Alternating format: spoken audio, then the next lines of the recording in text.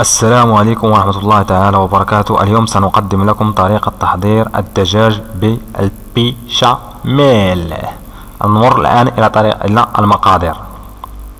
نحتاج في المقادير واحد دجاجة كنسلقوها، وجوج ملعقات ديال صلصة الطماطم، وملعقة ديال السمن، وبصلة يعني مقطعة، وفلفل أخضر مقطع كذلك. يعني فلفل أخضر بالنسبة للمغاربة عندنا اللي مكيعرفش الفلفل الأخضر هو الفلفلة حلوة كما كنقول لها، وملعقة ديال الجبن يعني رومي مبشور، وملعقة صغيرة ديال الملح، والفلفل يعني الفلفل الحار يعني الإبزار، والبهار والتوابل الأخرى، وزائد جوج ديال الأكواب ديال بيشاميل.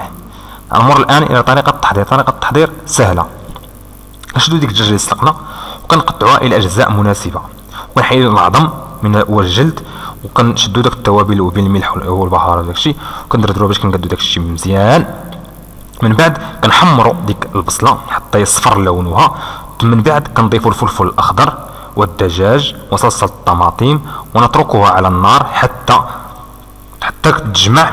من بعد كندهنوا داك الطبق ديال الفرن اللي غندخلوه للفرن، كندهنوه بالسمن، ثم كنكبوا داك الخليط اللي كدينا، ومن بعد كنكبوا مقدار ديال البيشاميل يعني البيشاميل اللي راك على الدجاج، وكنغطي الوجه بالجبن الرومي المبشور.